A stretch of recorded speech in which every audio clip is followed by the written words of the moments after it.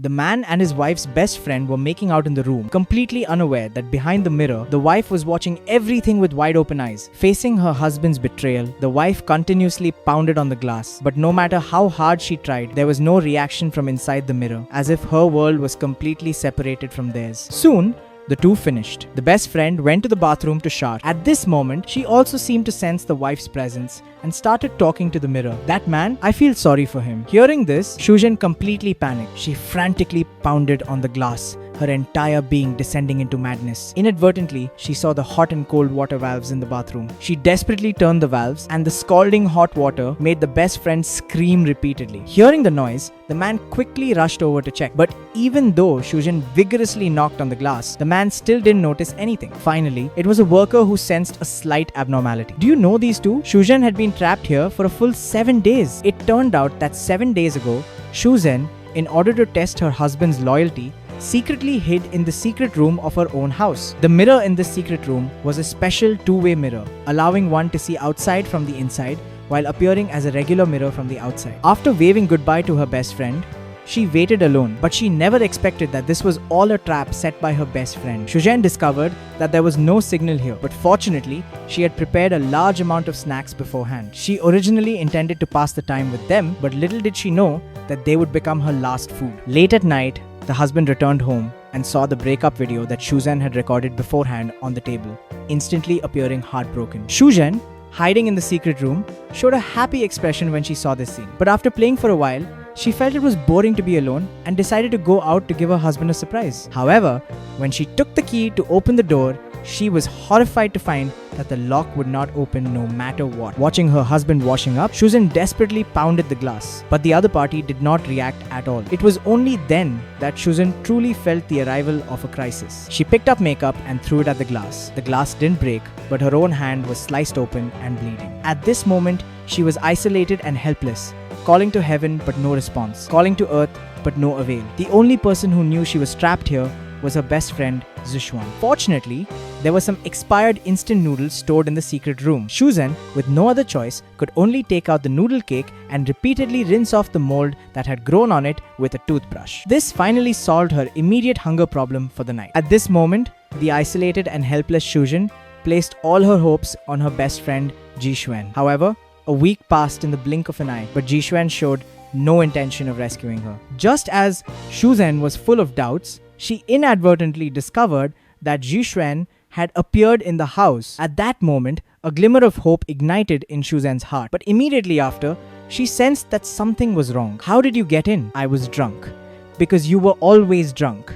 I didn't say I was drunk, but you were always drunk. I'm afraid it's because I wanted to be drunk. It was only then that Soo-jeon suddenly realized that this so-called best friend seemed to have already hooked up with her husband in her absence. The best friend also stopped pretending at this point, frankly admitting that she had swapped the key, intending to keep Soo-jeon locked inside forever. Soo-jeon was frantic and, in her panic, forcefully hammered the pipes below, but Ji-hyun, seeing the vibration of the sink, merely gave a cold, disdainful smile. Next, she had an even bigger surprise in store for him. As Ji-hyun turned and left the bathroom, Soo-jeon rushed to the bedroom mirror. The scene before her broke her heart. She saw the husband effortlessly wrapping his arm around Ji-hyun's waist. The two began intimate contact, utterly unrestrained, right in front of her. Soo-jeon was as anxious as an ant on a hot pan, her heart filled with anger and unwillingness. But as time went by day after day, her expression gradually became numb. Separated by only one wall, it felt like an insurmountable distance. She could do nothing. The sense of betrayal and humiliation felt like that increasingly glaring green light above her head, constantly piercing her heart. In fact, a few years ago, Soo-jeon and Ji-hyun were close, intimate lovers. When they were decorating this villa, they had carefully designed this secret room together.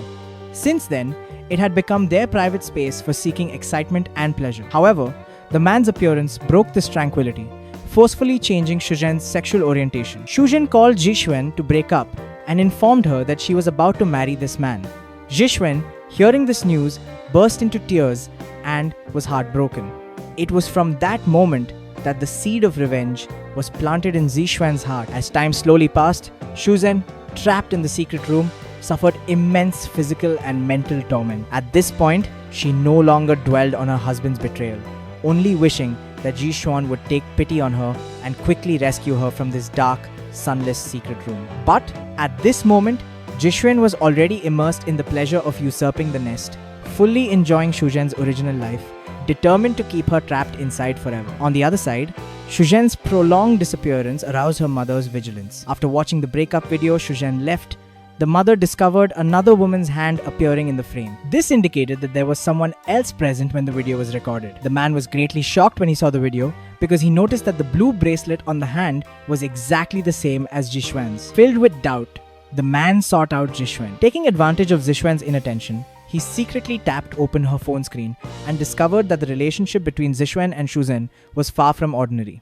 Facing the man's questioning, Ji-hyun was quite frank and directly admitted their relationship. However, when asked about Soo-jae's whereabouts, she feigned ignorance. That night, the man returned home and was about to wash his face. The water flow from the faucet suddenly became smaller and the water surface slightly trembled. The man's heart skipped a beat and he tentatively called out, "Soo-jae." Unexpectedly, the water from the faucet instantly became stronger. The man seemed to understand something. After a series of repeated tests, the man finally realized that Soo-jae was right behind this mirror.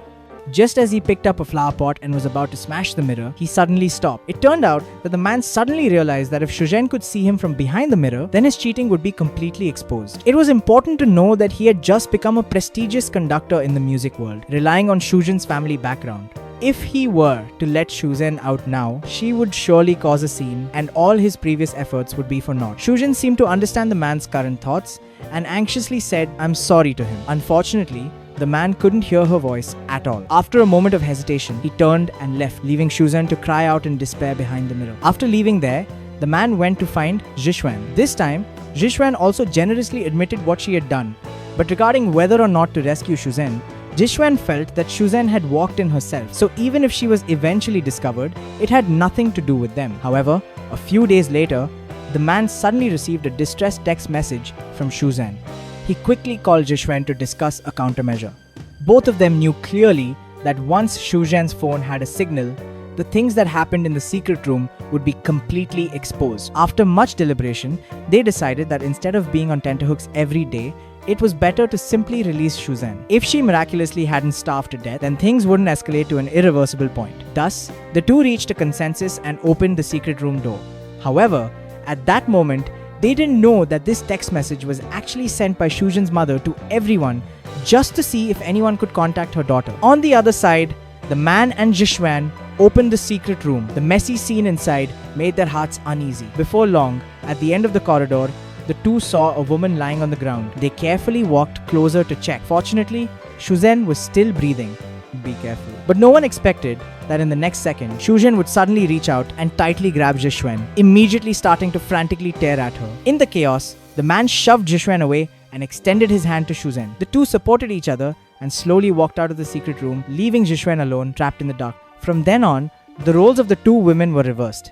Ji-hyun became like a caged bird, losing her freedom, while Soo-jae transformed into the one in control of everything.